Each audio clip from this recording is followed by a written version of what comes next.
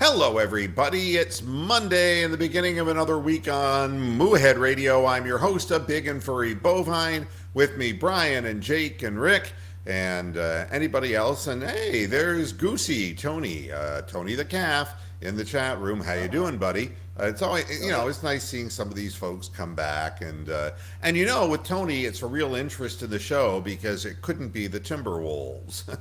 uh,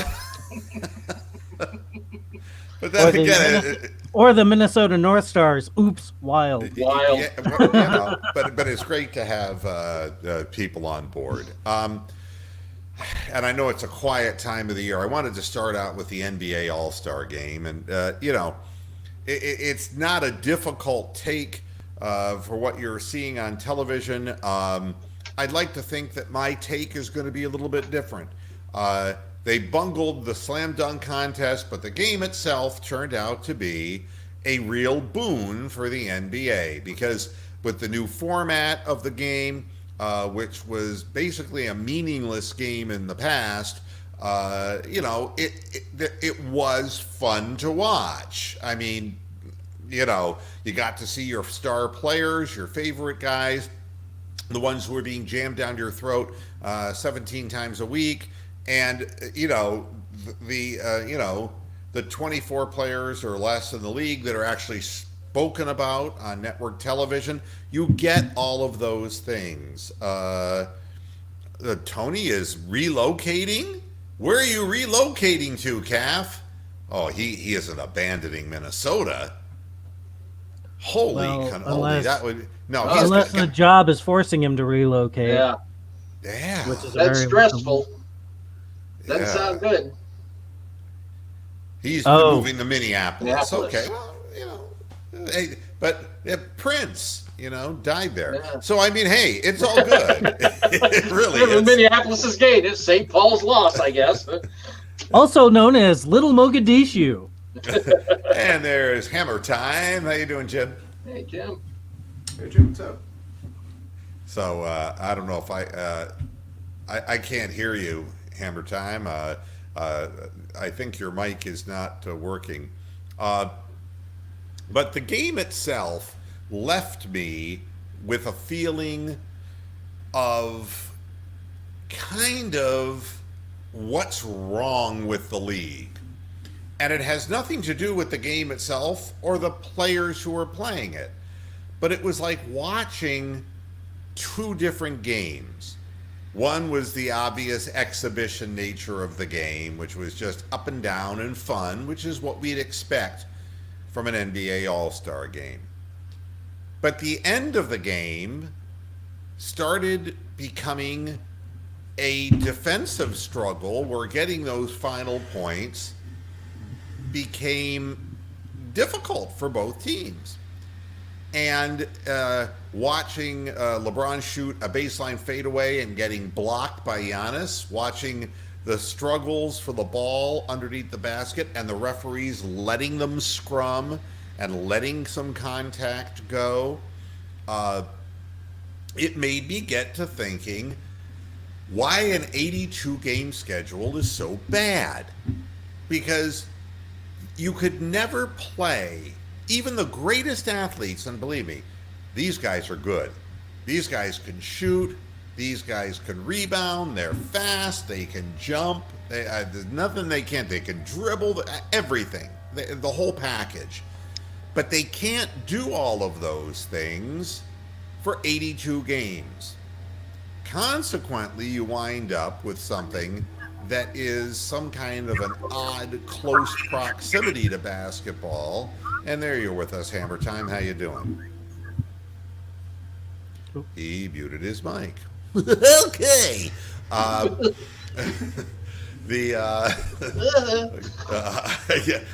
guess it makes me think to myself, it's kind of like a bad 32-ounce steak versus a really good 8-ounce steak. How much more can you eat, and what does it mean in the great scheme of things about the quality of what you're ingesting? And 82 games, I just honestly can't see the entertainment value of teams intentionally sitting star players when they go to shitty road locations and screwing fans of the right and the opportunity to see some of these great players play when their own home teams are basically saving money and have no talent on the floor whatsoever. And we don't play back to backs. We're going to sit guys at a certain time of the year when we've made the playoffs. By the time everything is said and done, you can probably add up 15, and that's if they stay healthy. 15 games they're not playing. We'll try Hammer Time one more time. Are you there, Jim? I think I'm here now. Yes, you are. There You're you go. in the here and There you now. go. In the A little here and now. technical. With Thank the you cow. for bearing with me. Oh no, I believe me. I've had technical difficulties my whole life. That's been the story of my life. And we're 4 of them. And Yeah. to also add, I don't care if they fly private or have their own jets.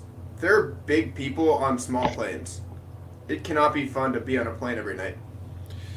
And it's the nature. It was like in professional football when that whole artificial turf thing just was killing players, when the seams in the Astrodome were ripping people's knees out and ACL injuries were happening. Well, the seams in the Metrodome is what did in Billy Sims. Right. Fourth year of his career. So, I mean, a hardwood basketball floor at the pace that they're playing, at the height that they're playing at, and the contact and the strength of the players. This these does pe- remind me of the Cheers episode when they're asked by Mikhail how many bolts are in the floor of the busting garden, and they accidentally take up one of the sections to count the bolts, and they didn't bolt it back down, and he fucking destroys his leg for the season in the Yeah. very next game. I mean, the thing that's awful about it is you come crashing to earth onto a hard surface of that nature. I mean, the injury potential is never ending. And by the time players reach an age where they really understand how to play the pro game, many of them are already either A, in decline, or B, in this management protocol. I mean, Kalov is 31 years old, and he's been in a management protocol for some time because of the banging, the bumping. He had a lot of weight on him in Minnesota. He took that weight off when he came to Cleveland, and they expected him to bump and grind again underneath. And his smaller frame could not take going up against the Joel Hans Embiids and the Giants in the league. It just, So the whole nature of the game is players, the guys like LeBron are few and far between, but the careers don't last that long. The Derrick Roses, the guys who really, and I'm not using Derrick Rose as an example of a player that I like particularly, but when he came into the league, his game was predicated on driving to the basket, initiating contact, getting to the free throw line, and one-ing. And you saw that can't work with the mass that you're going up against. It's more become beat your man, and instead of finishing at the rim, pass out to the man for the open three. That's what the league has become. Point guards can't conceivably. Derrick Rose becomes a cautionary tale just because he went from being the MVP in the league to being an also-ran journeyman, bang, just like that. So, I look at the league and I say, and I know it's all driven by money, and the players are driven by money too, so this isn't just a finger pointing at the ownership, but I got a glimpse of what the game could be like, and I'll tell you, the best 4.5 minutes of basketball for Cleveland that I saw were the last 4.5 in Game 7 against the Warriors. And they were poorly played, poorly shot, but it was exciting because they were playing on fumes and giving everything they got. And I get the impression that so many of the games that we watch, the players are not giving all they got because they know there's so many more ahead of them, that they have to peak at the right time. So that's what it did for me. It just made me realize, and believe me, there's Browns talk going to come up in just a minute for all you little whiny ass people who refuse to acknowledge that there's something else besides that bogus organization. But I think for all the credit that the league deserves for the new format of the game, that's how it left me. Panelists, and we'll start with Brian. Did you watch the All-Star game? No. Right, Jake, did you?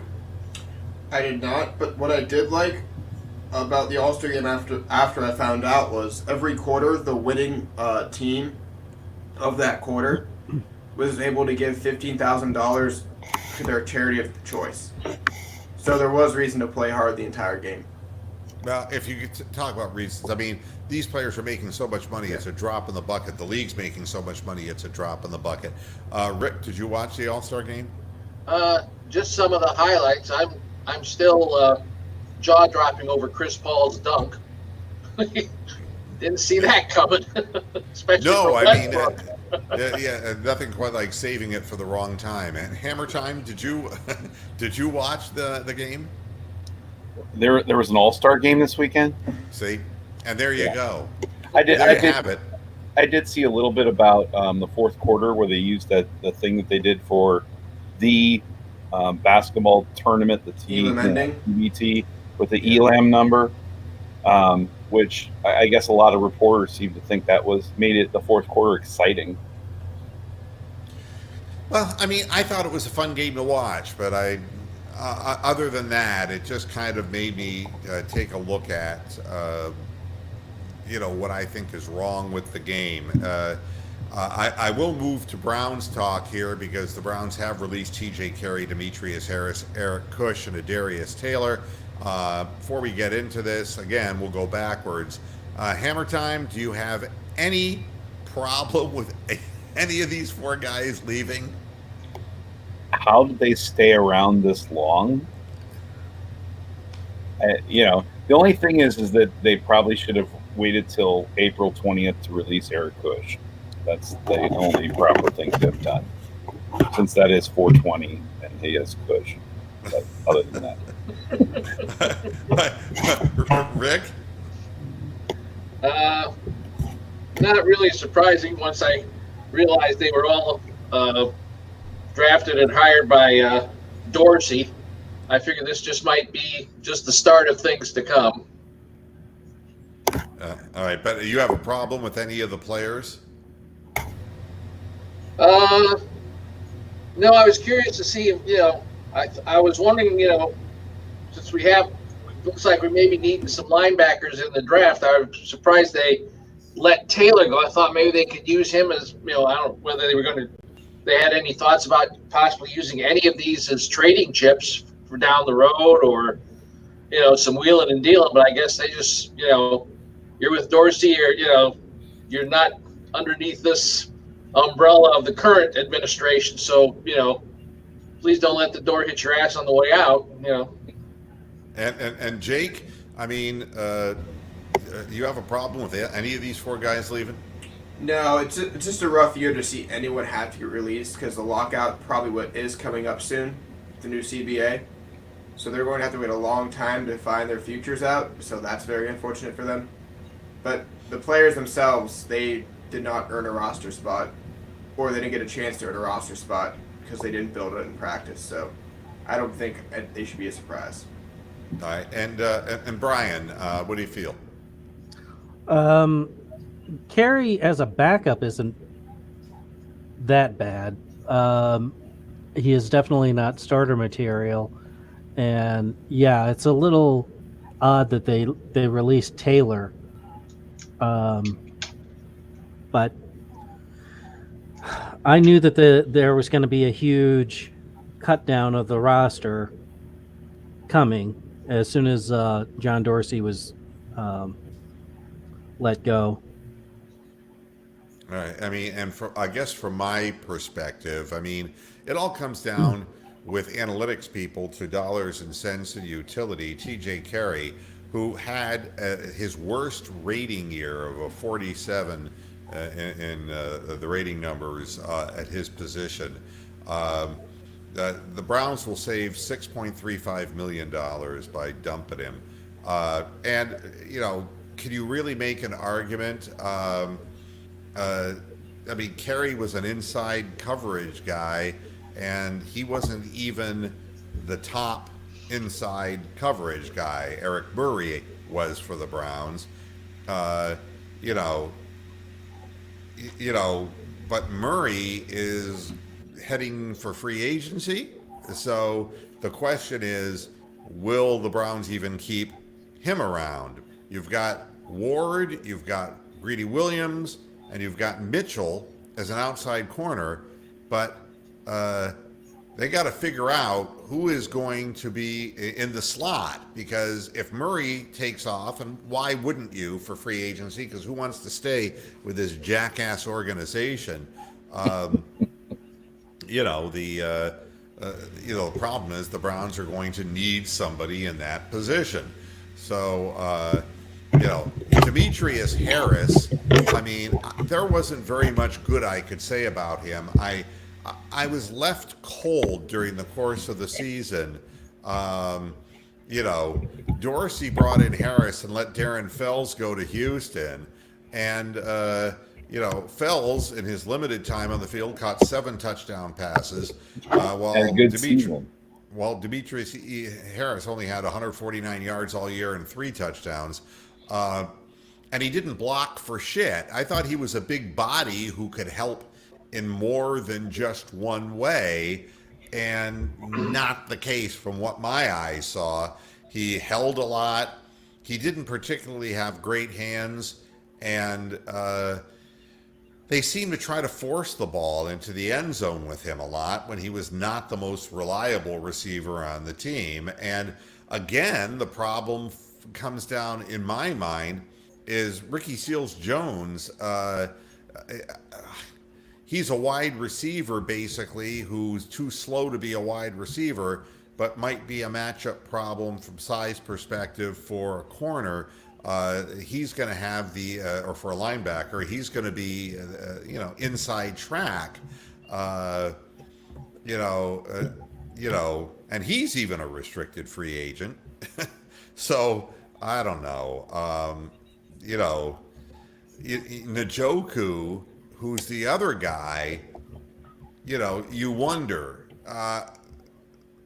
Guys who have problems catching the ball don't go far in the league. And Njoku, this has been a problem since he came into the league. They love his athletic upside, but he doesn't consistently catch the ball. So, I mean, I'm going to go back to the panel in a minute. It's just that, again, the Browns will save $2.5 million by getting rid of Demetrius Harris. Eric Kush is going to save them $2 million. How he won the starting guard job out of training camp was more a lack of talent on the Browns. The fact that he was replaced by Wyatt Earp halfway through the season is really, you know. I thought it was Teller. Penn and Teller. Yeah, you know. well, Teller, I'm sorry. He talked the defensive player into falling for an illusion. And if you remember your history correctly, Dorsey traded for Teller in the preseason, and now there is a greater chance that he's going to play, but I don't know that that helps the Browns either. But Teller is a cheaper option, which, again, with the analytics people, means something. Treader and Bitonio were both under long-term deals. I worry about Treader going down with injuries, even though he's a tough guy. Bitonio's a fine player, but boy, we need more guys, and we need a left tackle really, really bad. Darius Taylor saves the Browns $2.5 million. You know, it seemed that in the preseason, I remember Darius Taylor was really high on the depth chart. That, but it never translated into the season. Um, you know, and with Schobert up in the air, and we really don't know what's going to happen there. And with Mac Wilson and Takataki, they just weren't going to keep a guy who basically played 7 snaps in the regular season and the rest of the time was on special teams. That's $2.5 million, and that's what analytics people do.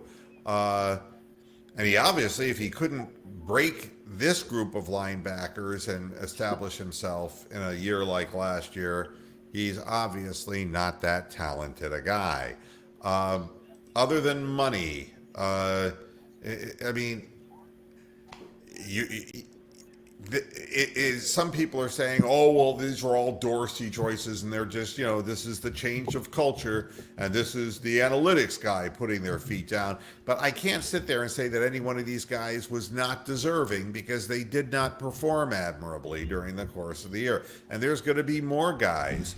Now, this is interesting. I'd like to know why, Sega Geek, you don't like the Harris cut. He did not play well. I mean, plain and simple, when you're a tight end, you're either a great blocker or a great receiver, but he's kind of neither fish nor fowl, and I can't figure out the value of that player, and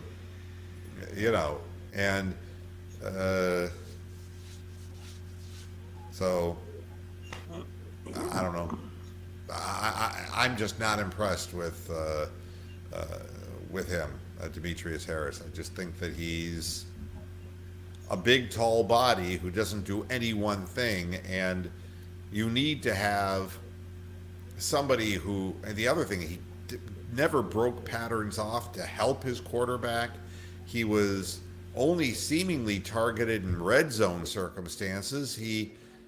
And when he was on the field to help the running game, he hurt the running game with a lot of penalties. So, not the best situation in the world. Next, we're going to move on to Myles Garrett, who is doubling down with his accusations about Mason Rudolph. And we'll go back to the panel, and we'll start with Hammer Time. Jim, does it matter who we believe in a situation like this, or is there is this just establishing more bad blood in the organization? As adamant as Myles Garrett has been about this, you got to think there was something to it. At least that's what he thought happened. He's honestly, after the incident happened, he's been fairly an exemplary person. He's one of the good guys in town. He's one of the guys that seems to be there, kissing the babies and shaking the hands and going to children's hospitals and doing all those kind of things. So, I mean, and he hasn't been caught with, going 195 miles an hour with marijuana bag in his car. He hasn't been, accused of abusing his spouse or things like that. So especially when you listen to the Mina Kimes interview, he certainly seems to believe this. So I don't know. I mean, when he's come up with this, it almost would have been better if he just kind of just said, whatever, and let it go, and was happy to be back in the league, which he said that as well. But I don't know. I'm a little. There seems like there's got to be something to it. And, if that's really the case, that means Rudolph is not going to be around this league very long if that's what's going on. Because, this is not a league where you can be uttering racist comments and still work. Although Mike Tomlin, spouted off about this and, quote, we were hacked off at what we saw. Mason Rudolph needed to be defended aggressively, not to be playing quarterback for the Steelers, mind you, but just defended. What what makes this odd is Tomlin acts like the wounded, injured party when Browns fans for decades have been hacked off at what the Steelers do when plays are over and the filthy way that they play football. And to be honest about it, I mean, I've watched, and everybody knows that I am an advocate of players when it comes to safety, of which there isn't nearly enough in football, and there probably could never be based upon the speed and the violence in the game. But when you allow organizations to consistently find players who are filthy players, who hit people after plays, and who end up getting 15-yard penalties on the other team for retaliation and things of that nature, I've watched it for decades with that organization. And Mike Tomlin has nothing to complain about, and it's unfortunate. Rick, does it matter who's to believe in this story, or should we just move on? Everybody's going to stick to their story right at this point. What Hammer said about, Garrett being sort of a model citizen, his problems were on the field because he had been penalized before for, roughing the quarterback. So I have this feeling that the referees are going to keep an extra eye on him this season just to see what's going on.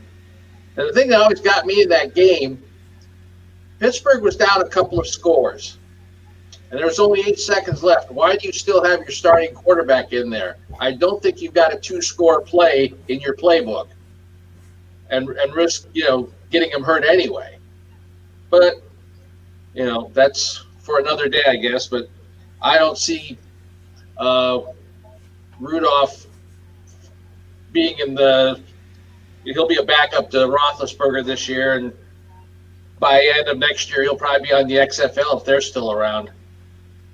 All right, and Jake. It doesn't really matter what they keep saying. I think people pick their sides. I think they're just going to go their separate ways. I don't expect to see them on the field together anymore because I don't think Mason will be a starter. So at this point, it should just be one of those things, both let go or just agree to not talk about it anymore because it doesn't help either team, to be honest. All right, and Brian, you're referencing was this a photoshopped photo or a real photo? A real photo. It shows the person in the wearing the yellow vest for NFL films, and they've got the big bionic ear pointed right at where Pouncey and Rudolph and Garrett are. And the shot is taken from the end zone. So, pointed at the sideline. So, I mean, the real question then for you is whether the league has audio or not, and obviously we're never going to find out one way or the other because It's been buried. The thing I can't understand, and I agree with what Jake said, is that they're going to be keeping an eye out on Myles Garrett now because he has a reputation. But the thing that's amazing is they didn't keep an eye out for Vontaze Burfict. They just kept letting him go out and behead people. And, and as far as Steelers players, we can go through history from Jack Lambert on forward, a series of late hit artists and the guy, now I'm not even thinking of his name, the guy who went to Kent State. Lambert? No. Lambert? Jack Lambert? No, I'm James sorry. Harrison. Yeah, James. James. No. Yeah. Joshua Cribbs. Yeah. James Harrison, I mean, was sick. I mean, and, they never, these guys never got a reputation except for being tough guys, And, that was Kent on Kent crime there for the hit on Cribbs, right? James Harrison and Cribbs. Yeah. I mean, it's an unfortunate thing, but it seems like by the time the Browns find a skilled, talented player who has a little bit of dog and fight in him, this is what's going to be happening. They're going to be keeping an eye out for him while the Steelers continue to play dirty and get away with it. And it's hard to justify And if I'm the Browns, I still go out and try to injure every Steeler player. It makes no difference because I think in the end, the only way you get out of this whole thing is if you start winning. And the Cleveland Browns, like I told you, whether the calls went for or against the Browns were going to be determined by their record. And when we were 2-2 early in the season, and people said, "Hey, do you think we're going to start getting favorable calls?" And I said, "Not until you prove you can win." The team did not prove they could win, and as a result, this is what happens. And we continue to be the laughing stock of the league. We've brought in 3/4 of the failing front office that destroyed the organization to 1-31, and if the Browns take a backward step again, that it's done as far as, it's just like the ultimate laughingstock, like the New York Knicks have become the ultimate laughingstock, or that the Chicago Bulls, when they're hosting an all-star game, don't have a player on the floor, and this is like the commemorative game of Michael Jordan and then, of course, Kobe Bryant, and where are your stars? Zach LaVine is your singular player from the Chicago Bulls, and Reinsdorf, with the exception of Michael Jordan, Jordan and Reinsdorf, it's like Belichick and Brady, without that player, Reinsdorf, you've seen what he does. Nothing, all right? Without LeBron James, you see what Dan Gilbert has done. Nothing. Yeah, Jerry Krause, that little shitball. It's organizations win championships, not players. Yeah, right. Really. Yeah. Not in a game where there are only 5 people involved on one side of the team. Well, and you have the best player in the fucking game on your team. Yeah. We finally got to enjoy this when we had LeBron James, but for how many years was it Michael Jordan? Look at the Lakers. The Lakers were basically horse caca until he came out there and brought players with him. And now they're contenders. Well, the thing that was always amazing to me was the transition under Jerry Buss, the late Jerry Buss, when it was amazing. They went from the Jerry West, Lakers, Happy Hairston and Elgin Baylor, then Wilt Chamberlain, and Jamal Wilkes. They move on up, and then the next thing you know, oh, look at the number 1 pick we got. I don't know how we got it. We traded it for we ran it through a strainer 76 times, and we ended up with Magic Johnson, to go along with Kareem Abdul-Jabbar. Ooh, James Worthy too, and it was overkill. The Cleveland Cavaliers had one of the finest 5-man teams with Mark Price at the point, and how many of the 5?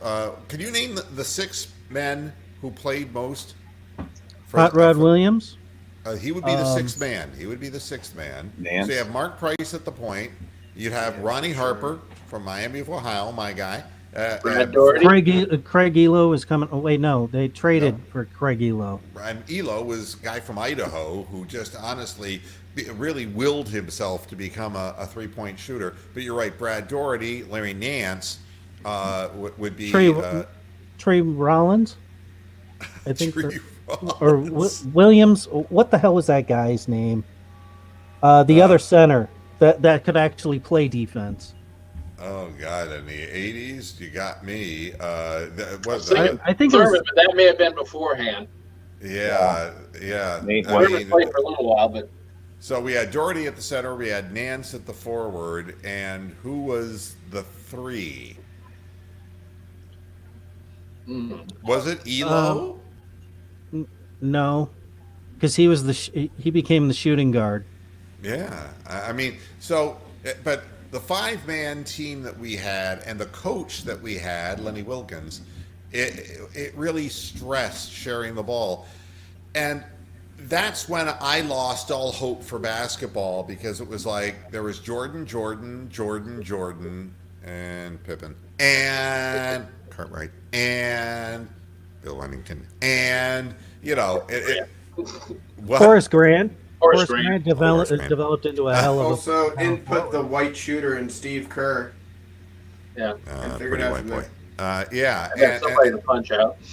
yeah, but I mean, it was the world against Jordan, and you couldn't beat them.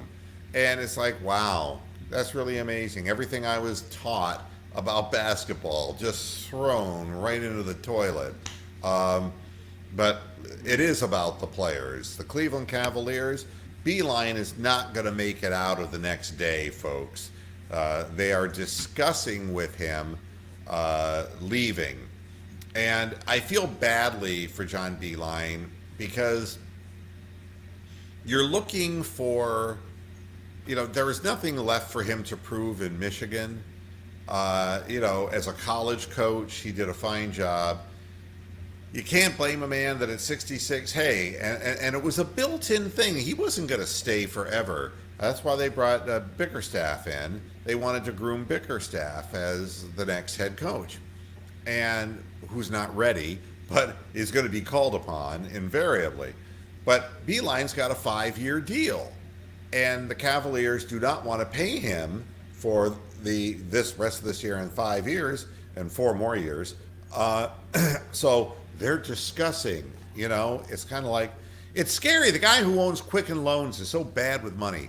It's remarkable to me. So like he's in need of a Quicken Loan.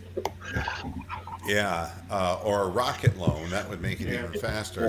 But I have a question about how Jordan entered his career and Yes. that era. Do you think they waited to get rid of the illegal defense and allow zone until Jordan retired to save Jordan's legacy and keep the ratings up? Because for a while you couldn't play zone, and then the second he retired, they made it the Shaq rule, but it was the same year Jordan retired. So it was the exact same time. I mean, I hate to burst bubbles regarding Michael Jordan, but Michael Jordan was a magnificent basketball player for his time. But by the time Michael Jordan went from being Michael the Great to Michael, I want to be a baseball player, to Michael, what's my daddy doing dead from a gambling debt in a riverbed, to, ooh, I gamble on the golf course, to, oh, I come back a second time and I win more championships, and then I'm not going to leave the game, and so I'm going to wind up in Washington as a guy who's lost his hops and is pretty lame. By that time in his career, and he came into the league, I want to say in 1984, 85. Yeah. Is that when Jordan came in? That was the Barkley draft, and they had 6 Hall of Famers Yeah. or something crazy. And and he was out of the league, I want to say 1980, no, I'm sorry, 1997. And he came Right. back for 02, I think. Oh, till 02. Okay. Yeah. And by that time, we're already talking about a whole new generation of players. With LeBron just around the corner in 03, 04, with Kobe established as an absolute star. The league had nothing to worry about because the game was transitioning, and I think that Michael Jordan allowed the league to transition because of his inordinate offensive one-on-one skills and his ability to hurt people at the most opportune times and his will to win. But Michael Jordan was 6'6", and yes, he could dunk the ball, and yes, he had hops when he was younger, but it ain't good enough now. It ain't good enough. He'd be a really good player today, but he wouldn't stand out as far as this legacy that they've built for him. The league moves forward. Yep. And you saw LeBron put a little, half-ass fadeaway that Giannis just swatted down. The fact is, there will be a day, and the day is coming right soon, that LeBron James is just an aging guy who's holding on while the younger guys, and I think we're seeing that transition now, while the younger guys, and I don't mean Luka Doncic, I mean the guys who are, inordinately long-limbed. I mean, even guys like Ben Simmons, who don't have a formed offensive game, I mean, it's hard to shoot over these people. I mean, and they can play. I mean, they can sag in the paint and block shots of big men, or they can change the arc of guys shooting threes outside. Um, Even though the league's not a big defensive league, everything has changed that way as far as the dynamics of the game. Uh, John Beilein can't make a difference. As a college coach, there is nothing similar being in Ann Arbor and bringing in 18-year-old kids and whipping the llama's ass and going out there and telling them this is the system we're going to run, this is exactly what you're going to do. And coming into the league with guys who are a year or two removed from that, who just don't want to listen to your sorry old wrinkled ass anymore. And I feel badly for him because he wanted the opportunity, he got the opportunity, and it's the same opportunity that Tyronn Lue walked away from. It's the same opportunity that no good coach will walk into. You're going to wind up with your choice of Bickerstaffs or Randy Whitmans or the people who preceded, who were just there to be losing coaches and never got the opportunity to really coach a good group of players. And more teams are trying to rely on a rebuild where the draft isn't deep enough. It is not a job that anyone in their right mind would want. I hope that Jim Beilein takes a fair settlement for the Cleveland Cavaliers and moves on, because it's impossible. The job is impossible. Yes, you could win a few more games, but in the end, it probably, and the league made sure that, now if you lose all these games, you're not really in a very good position anymore. There is no real tank that you can pull to get that number one pick guy. And even if you do, and if you're the Pelicans and you get Zion, you're not going to win with him, and he'll be gone. And, you'll keep him for 5 years, and then for his prime, he'll be in Los Angeles or in Boston or wherever. Nowhere. Yeah, that's how it works. So, Beilein, Bickerstaff will be named the head coach. Beilein will be gone. The second they leaked the news that Beilein is a lame duck. He can't stay at this point because it's all over the press that they've discussed with him to leave.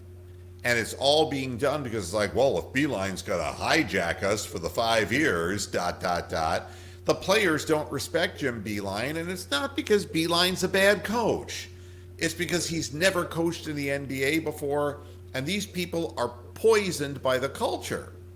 I mean, the young players hang out with the old players. The old players don't accept Beilein because he's got no experience in the chair, and it's the reason Tyronn Lue left. When Tyronn realized that it was going to be the young guys who he was going to have to coach, his health went to hell and he didn't want it anymore, and he's back to being an assistant on the bench. Nobody needs the aggravation. And 14-40 says it all.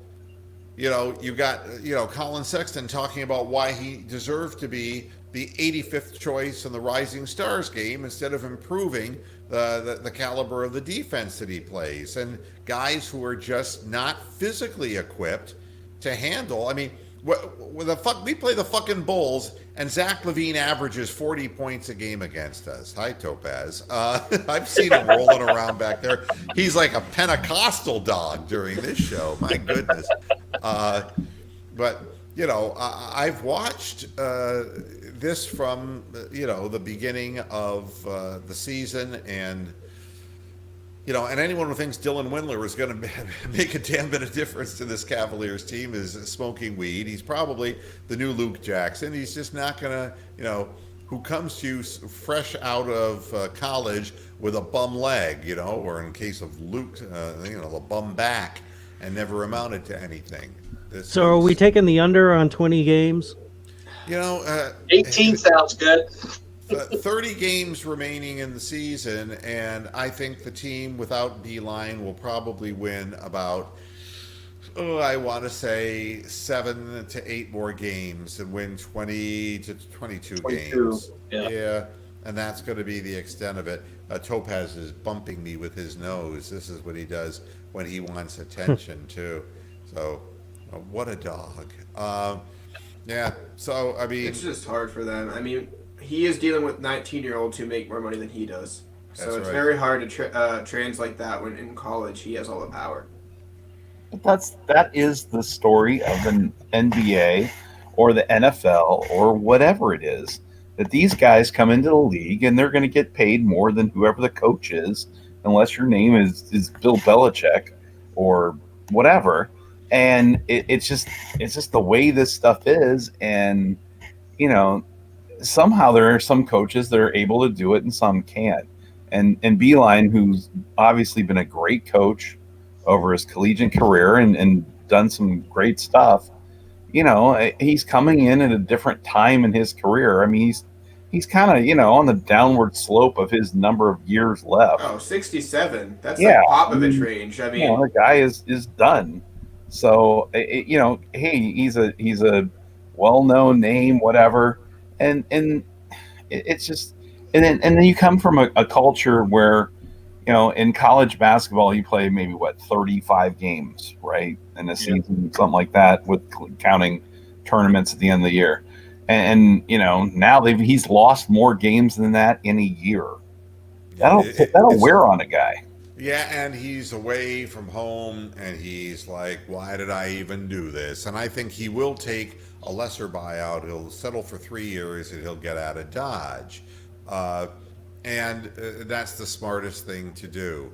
But it's it's kind of a helpless feeling when you're one of many, many teams relying on a rebuild, and it's the funny thing is that the Anthony Davises and the people of that ilk are young. The LeBron Jameses are old, and the league will pass him by, and that's the way it goes. Before I get out of here, I wanted to at least mention that the heavyweight title fight between Tyson Fury and Deontay Wilder will be taking place this weekend. And everybody knows I am a boxing historian, and it really kind of hurts my soul to have to say that this is a real honest to God heavyweight championship fight when I grew up in an era when, my goodness, you had Muhammad Ali and Joe Frazier and Kenny Norton and George Foreman, all of whom on a given night could whip anybody's ass. And this is what we're down to. Deontay Wilder has a large right hand. We've seen it. But the problem is you can also see it coming from a long ways away, and he has a questionable chin. And any good heavyweight, the ones I just mentioned, would have knocked him cold early in a fight, because he's got what I call the Tommy Hearns early power, and the fact that he's fighting people who are not very skilled, he's not very skilled. He's able to hold on to some of that power late. If he was forced to work in a fight, he would tire, and that would spell the end of Deontay Wilder. Tyson Fury is a guy who literally has no discernible skill as a puncher. He moves around the ring. He's awkward as hell, and he's confusing to fight, and he's very large, okay? But he's psychologically... He's a veritable planetoid. Yeah, he is a weirdo, man. He's a whack job, certifiable hospital food wacko. The history of boxing would say that a man who took the shot that Tyson Fury got up from in the first fight took two. He took two. Yeah. I mean, it was remarkable. The one, I was just stunned that the guy got to his feet. But the history of boxing says that guy is going to get knocked out cold. And Tyson Fury is already talking about walking away from the sport after this fight, because he says that when he beats Deontay Wilder, he will have accomplished everything that he had set out to in boxing, which will tell you how sad a state boxing is in. and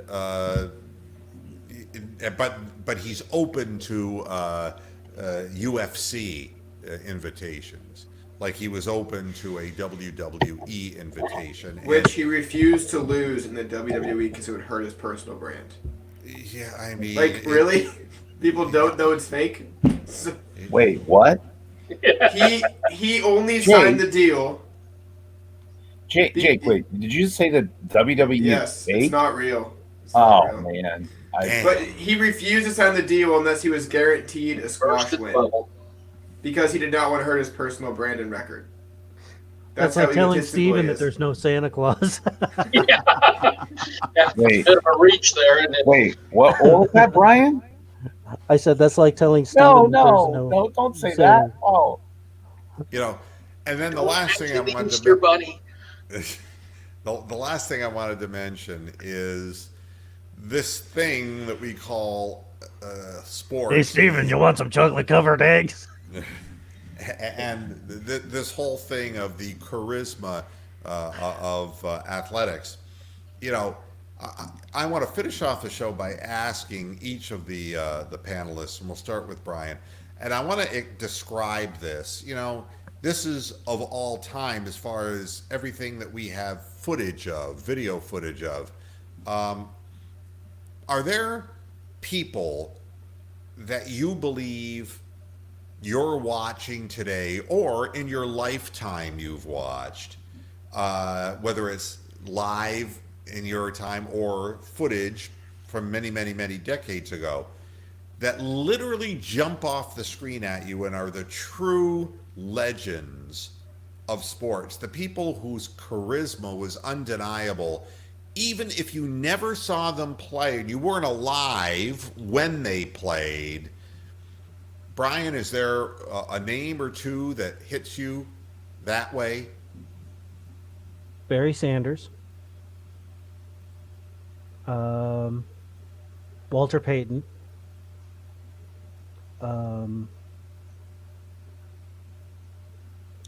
I gotta say Peyton Manning.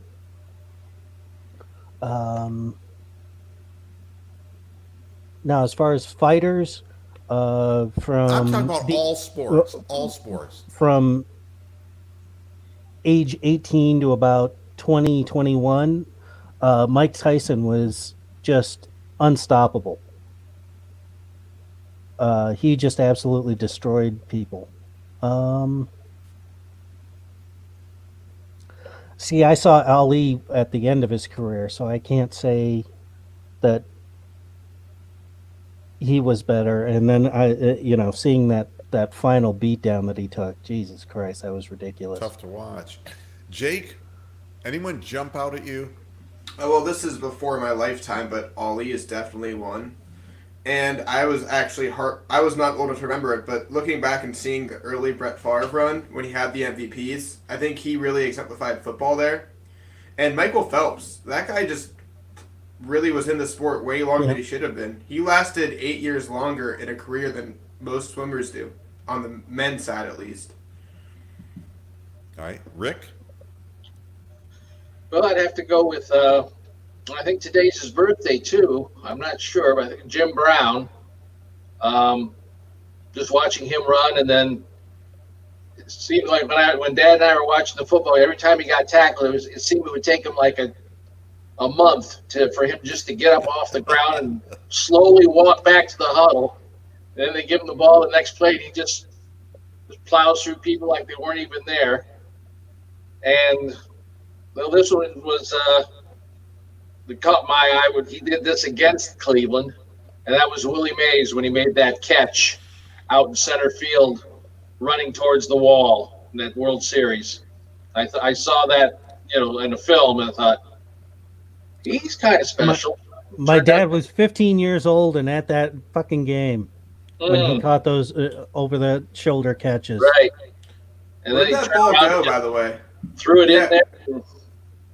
Did that go straight there to his target, to the pitcher? Yeah, he It's really wild. I've never Turned around and just fired it, man. I never saw the video because they didn't have that, but I always wondered where that ball ended up actually going. If it went straight to the pitcher, that's very impressive. Yeah. Very Jim? accurate back then. It went to the infield. Yeah. Jim? For me, probably watching Magic Johnson, who was in he came out about the same time I was going into college, and just the way that he not only could play all five positions on the floor, one of the first guys that you could see do that, but how he raised everybody's ability on the floor as well. Um, and I hate to say this, but this guy is just phenomenal. It's Tom Brady, that bastard. Yeah. I swear to God, he made a deal with the devil because He is the Antichrist. he's still good. Not to mention he's from Michigan too. I mean, there's so many reasons I want to hate this guy, but he's so damn good, and he's still good. And you just sit there and you're just like, how does he do that? And it's just like no big. They lose players. He brings in other people, and just continuously is a great player. It's just amazing. Joe Montana was very similar, but then we saw the end of his career when he went to Kansas City, and he wasn't. Yeah, but man, his elbow was shot by then. Come on. Yeah, but it's just how the hell Tom Brady has managed to stay. It's hyperbolic chambers. I don't know what he's doing, but the guy has been phenomenal. Flaxseed oil. Yeah, I don't know, man. It's just, there's some people. I didn't get to watch Jim Brown. I mean, watching film of him is amazing, but he was just an amazing person to watch play. But Bob Feller would be another one Mhm. for me. Yeah, and it's interesting because so much of what I do in boxing is backward, okay? Because when you go back into the history of a sport, you see a lot of things.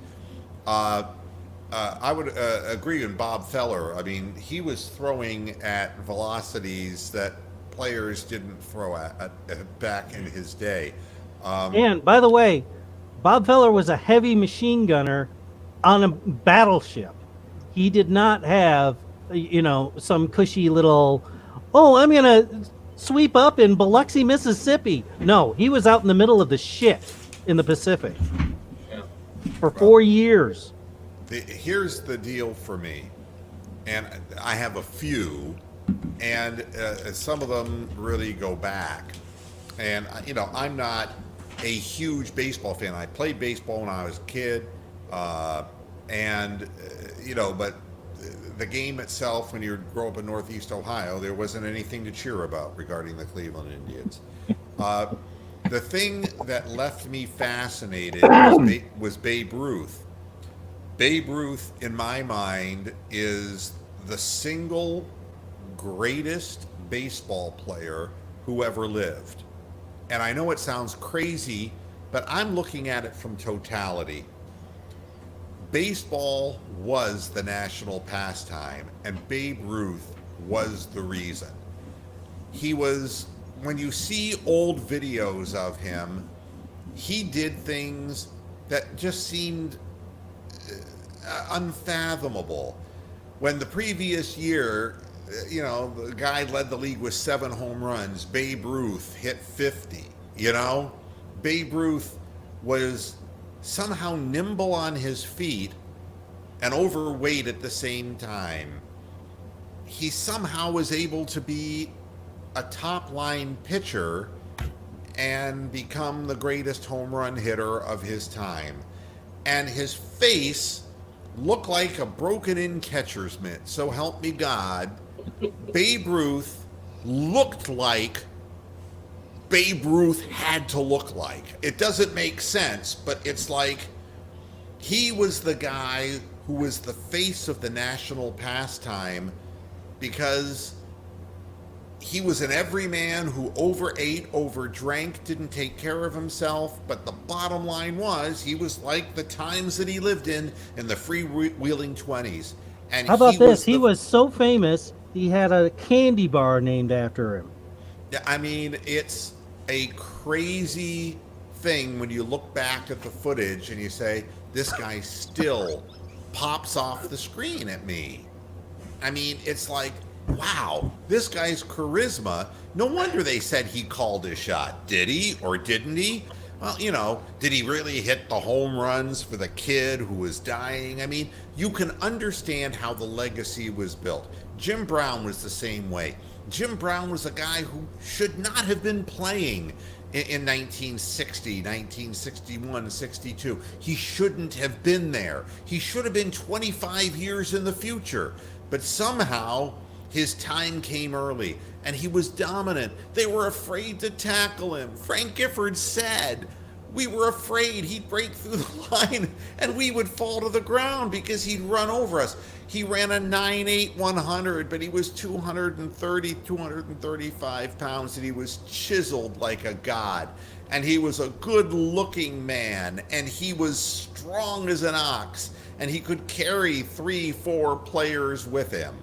And we waited how many years to waited for another one. And imagine he was on. He played lacrosse at Syracuse before he could play football.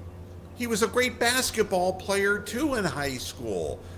Jim Brown could seemingly, and he fucked Raquel Welch. He could do anything, anything. I mean, he was that good. Muhammad Ali, impossibly good looking for a fighter. Fighters are supposed to look like Babe Ruth. They're not supposed to look like Muhammad Ali, right?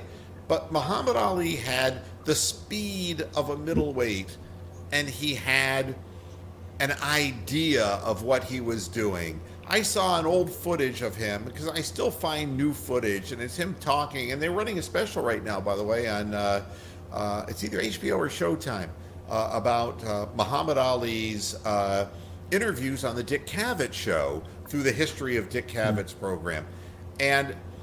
But he was incredibly aware of something. Some of those are on YouTube, by the way. All right. I mean, it's amazing.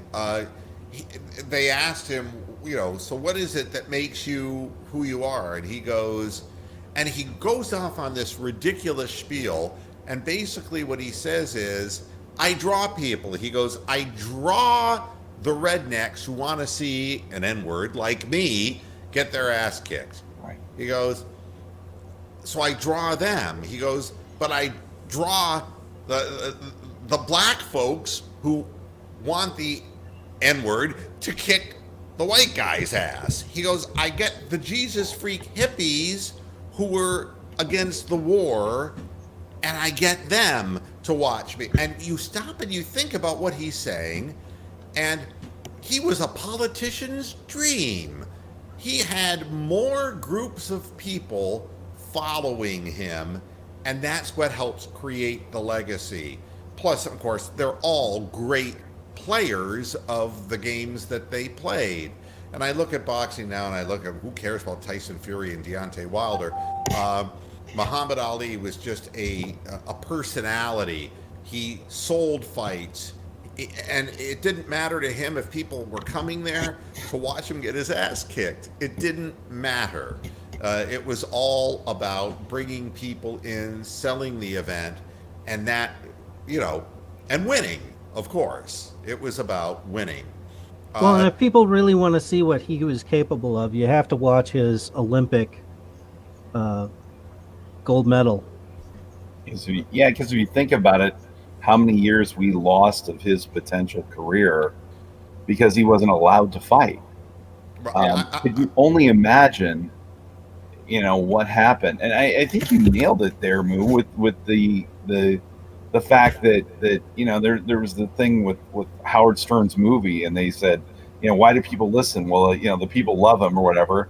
And then they said, what about the people that hate him? Well, they listen even longer because they want to find out what he says next. Yeah. And, taking so outrageous, they can't believe he's going to say something. Yeah, and taking the cues from Gorgeous George, which he admitted to as well. Yes.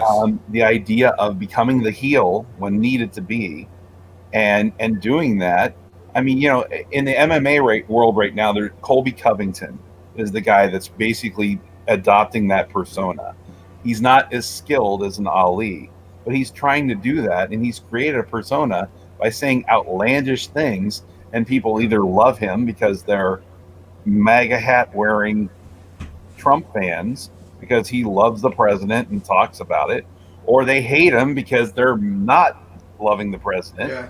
They But want to see him get his people ass watch kicked, to right? see him Well, get. also, I will say with Covington, which I loved, he had his fans at the press conference against Kamaru Usman. Great fight, by the way. Could go either side, but his own fans were cheering him, and he went out of his way to call them losers, alcoholics, and if you ever had alcohol in your life, I hate you. He's like, I'm alcohol free. People who drink disgust me. And he went against his own fans, and they cheered him even more for being made fun of. Yeah. But he just has it, and he just knows what he's doing. But he took that from Ali. I mean, it's quite clear that Oh. this whole idea. Well, all of pro wrestling does it too. I mean, you get Yeah. over a fake fight. I don't know how a fake fight gets over in the media, but it works. But like you said, Ali had the skill and the ability to do those things. And the fact that we only got to see a lot of that towards the end of his career, and the whole Foreman fight with the rope-a-dope and going in there and having him punch himself out to do it when he probably at that point in time. And you know what else? He was a rather light heavyweight. I mean, he was, as far as fighting wise, he never weighed towards the top of that weight scale. And it still wouldn't matter today. His reach was 80 inches. Yeah. And he was just quick as a whippet. If you want to see, and for those people who don't know how good Muhammad Ali was, watch the fight of him fighting Cleveland Williams at the Houston Astrodome. Cleveland Williams was a heavyweight from Houston who had been shot in the belly maybe 2 years previous to the fight, and he was a real up-and-comer, and he got shot, and he came back from that and got the title fight. He was a murderous puncher, Cleveland Williams. But the night that he fought Muhammad Ali, it was the worst possible night you could have fought him. It is the only time that I saw Muhammad Ali, he always do the shuffle. That's one of the things that he was famous for. Yeah. He did a shuffle in the middle of the ring, not when he was dancing around, but right in front of Cleveland Williams, and hit him with like 4 or 5 successive punches in one chain of punches and knocked him to the ground. It is the most staggering example of foot, hand, eye coordination I've ever seen in my life. And I've never seen somebody throw a 4 or 5 punch combination while shuffling their feet and landing every single punch with their weight moving forward. It was like mind-boggling. Basketball, Jordan with his tongue hanging out is an image that nobody would ever forget. And I put LeBron James as another guy who ushers the way in. When I saw him in high school and playing at St. Vincent St. Mary's and looking at him, it was like the only other time I saw something that was even close was like Moses Malone when he came out, when he out of high school, and he was just man-sized, But this guy was man-sized. But one more for the speaking of Moses Malone, one more for the people that were just absolutely jumped off the screen was Daryl Dawkins. The first time I ever saw somebody destroy a backboard. Chocolate Thunder, yeah. They had to redesign the backboards because of his dunks. Well, I was thinking of Earl Campbell too. How he ran his body into the ground and now he's on a walker. It's really sad. I mean, Skull brother. One thing about him, he was dominant, but only for football. Unfortunately, truncates careers. He played what was it, 12 or 13 games on AstroTurf every year. Yeah. I mean, it's brutal. Love you, blue. Yeah, and but with LeBron, seeing him come up, seeing him when he first came to the Cavaliers, when he wasn't getting his shoulders squared away, and he would shoot off balance shots, but it was so obvious. The first game, we played the Sacramento Kings in his first game, and the network missed the first X number of minutes of the game. And by the time that had started, he'd already scored 10 points. This guy walked right into the league. And I remember in his rookie year when he played against Shaquille O'Neal, that he went flying through the air and slam dunked the ball and did the monster, the Godzilla walk that Shaq used to do. And Shaq was like pissed off, you know. And LeBron after the game said, "No, I was doing that really as an homage. That's not." He didn't use the word homage, but he said, "You know, I was doing that to, you know, to praise him, not to make fun of him."